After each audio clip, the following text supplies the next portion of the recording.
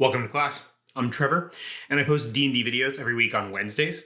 In this video, I want to expand on the last Strixhaven video, which I'll link up in the iCard somewhere, and I want to talk about the reputation system that I've developed. Now, I made this, actually, Bailey commented and asked if I would create a system like this, or at least express interest, so thank you for that. And I made this inspired by the Guildmaster's Guide to Ravnica, which has the Renown system, and Theros, the Explorer's Guide to, I don't remember what the Theros book is called, but that one has a piety system, which is like your allegiance to your god. Now, obviously, those things don't align directly with Strixhaven, but your reputation with your school certainly does. And that is the system that I created here, was a reputation system. I created one, or like a track for each of the 5 Strixhaven majors or like colleges. And I also created an additional one for the Auric, which is the kind of bad guys on Strixhaven. They're this like underground order, and I'll talk about that one last. The other 5, the backgrounds or the system that I created for all of the majors, I attempted to make it follow a similar path. So that way, when characters level up, or when characters gain reputation, they get similar benefits, so it doesn't feel like any one college or any one choice is stronger than the others inherently. I'm not going to be able to go into all of the exacting specifics in this video because it would be like 45 minutes long and very boring. So instead, I'm just going to touch on the high points, and the document is linked in the description. You can find the PDF there. If you end up playing with it, please let me know. I really want to run a game on Strixhaven. I think it would be so much fun to run a game in this setting. It just seems really interesting to me. And this system I really like, and I liked it in Ravnica and Theros as well, because it gives additional level up perks. Dungeon Coach actually talks about this too. It gives additional level up bonuses that aren't tied to actually experience and leveling. They're tied to something else. In this case, they're tied to your background. Now, for the 5 college majors, I decided that, actually for everybody starts at rank 0. You are essentially undeclared. My college, the one that I went to, has kind of a system, and I don't know if other colleges work this way, where you might apply to get into a specific college, but until you're done with your prerequisites and your gen eds, you are in that college, you're like pending in that college. You're not quite in that college yet. And that's the kind of flavor that I wanted to get across here. Maybe you get your generic class like outfit, but you're not part of your major. You don't get your specific major clothing, and you have access to like the campus at large, but not the specific areas or buildings for the different majors. I included instructions for how to gain reputation in each of the different majors, but I also think that that's a great conversation to have during session 0. I think some of it, we can kind of just intuit as humans who like interact with other humans. I don't think it needs to be much more complicated than that. A lot of people have been to school, and if you've been to school, then you kind of have a general implicit understanding of like what makes someone in a position of authority happy, what would displease them. But I did want to clarify, and that's why I included specifics in the document. Like, different majors are probably looking for different things, and that's the kind of thing that I focused on in terms of how to gain reputation for each of the majors.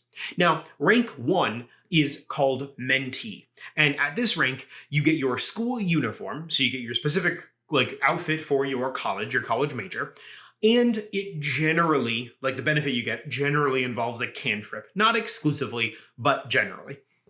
So for Silverquill, Witherbloom, and Quandrix, you actually empower a cantrip that you got from your class list. And I thought that was kind of a cool, flavorful way to make those cantrips stronger. And I included this in the document, but like if you didn't get that cantrip because you weren't a spellcasting class, then I would just, as a DM, I would give that cantrip to that class. I think that that's perfectly fine. I don't think it would break anything. On a side note, if there's interest, I can make another Strixhaven video where I talk about how to play different classes. I'm thinking about making like a matrix or a table about how to play especially martial classes on Strixhaven.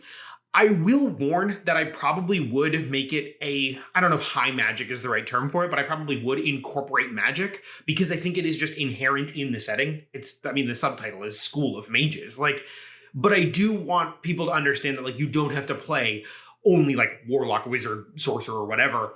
And if there's interest in that, I'm happy to make that kind of system or talk about which subclasses work for different colleges. So I can do that too. There are some odd colleges out that I didn't mention before, and that would be Prismari, which gets control fire and shape water, as well as advantage on performance checks, and Lorehold gets Mold Earth and Mage Hand, and they can also create scrolls. There are some rules for what I exactly mean by that, but the reason why I came up with that idea for Lorehold is because I was listening to Mark Rosewater's Drive to Work podcast, and he talked about how, and I didn't realize this until looking back, and now it's pretty clear, each of the different majors on Strixhaven has a specific way that they intuit or like they do their magic. And for Lorehold, it's through scrolls. For Witherbloom, for example, it's through like actual objects. They use like Eye of Newt and things like that. So different colleges have different ways to do their magic, and I wanted that to kind of come across in the reputation system. So that's what I came up with, right? You'll notice that there's some trend of like, especially for Lorehold, using scrolls, and I did something similar with Witherbloom later on. For rank 2, you are now an upperclassman. You're on your way to graduation. You're well entrenched in the college of your choice, and because of this, you get some boons.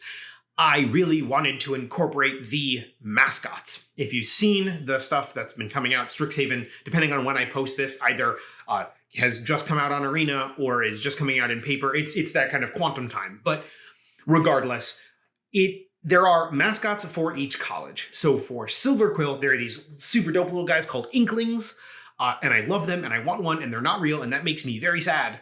For Prismari, there are elementals that look like this like fire-water combo thing. For Witherbloom, there are pests, which apparently Witherbloom students love. They look like little grubs, and when they die in the game, you gain some life. For Lorehold, there are statues that are animated that don't fly for some reason. I always think they fly. They don't fly. It makes sense in terms of the balance of the Magic card game, but like I look at that and I think it has flying. And for Quandrix, they have fractals. Quandrix is a bit weird because their tokens scale, the different cards in Quandrix that make fractals. All of them make 0/0 fractals with different +1/+1 counters. It's to show like mathematics. That was hard to incorporate into the system that I'm now going to describe. So I wanted to make these mascots come to life in 5e. So I created an actual stat block for each of these mascots, as well as rules for how often you can summon it, how it would work in combat, and things like that. I tried to give them each their own unique flavor and bonuses. But I realized, and just as an example of that, before I move on, the Quandrix fractals. I created a base fractal, and then I made a system where you can like burn your hit die to increase the power of the fractal, to kind of ramp it up mathematically. That makes sense to me, and it seems like it's kind of cool. That's the only mascot that works that way. The other ones have their own special benefits and rules. So I thought that this was really awesome. I really wanted to see how it would work, and I wanted to make sure that I included this in my system. The problem that I foresaw, though, was that can destroy the action economy. If you have like 4 or 5 players and all of them have summons, let alone if, let's say, some of them are like rangers or warlocks, like with the familiar, or they're like wizard necromancers, it's gonna get a lot. Like artificers with the big metal thing. I don't remember what class that's called, but like they have like a metal buddy that travels with them. That's going to be a lot, and it might be really hard to balance combat, and you might not want to have a background that also adds a summon. So I created an alternate track, and you can choose this. I would talk about this at session 0, because I think that either everyone or no one should do this. I don't necessarily think that you can mix and match, although I guess you could, and that might help control the amount, right? Like if you already have a summon, maybe you go down the alternate track. But for Silverquill and Prismari, they get a choice of spells. Witherbloom, I created some rules for creating potions and poisons, kind of loosely based off of Xanathar's, but I added my own flavor. For Lorehold, I gave them the ability to talk to statues. Now, this doesn't always mean they'll get the answers that they want. That's up to DM discretion and up to the personality of the person who the statue was of.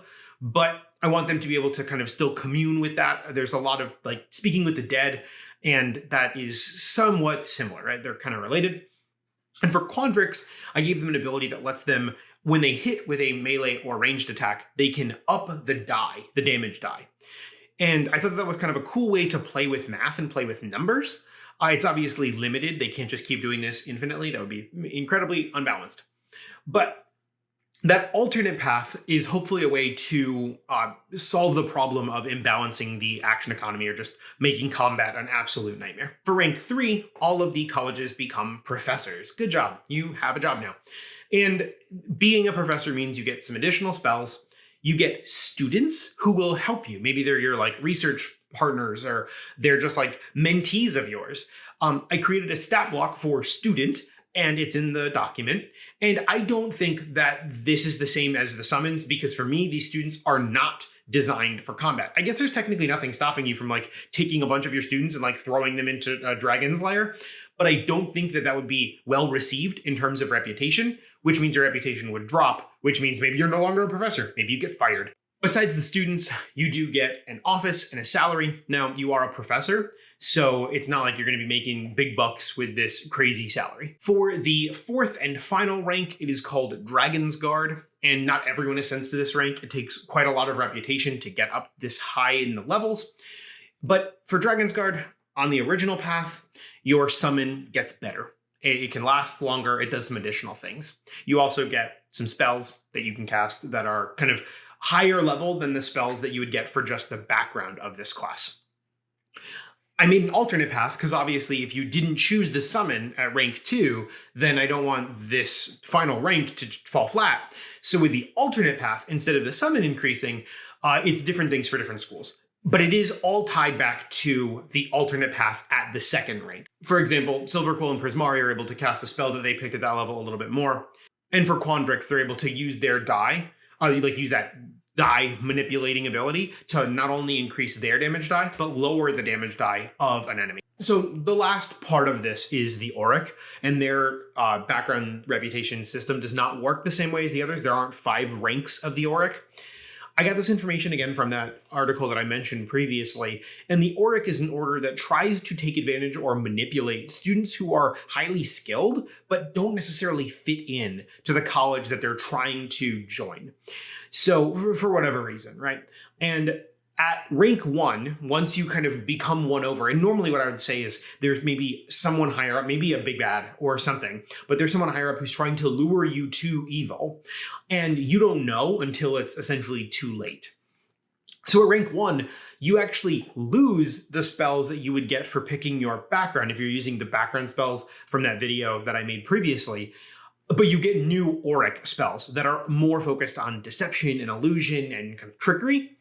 And then for rank 2, once you've maybe gone and done some tasks for this secret order, you then get a mask. Now, this is the big moment for the Auric. This is when you are actually like a part of the order and it's this big deal. So I created a pretty potent magic item that I think would be an interesting way. And even if you don't use this for a player character, I think that this would be cool for maybe an NPC that the players interact with that is lured into the bad team.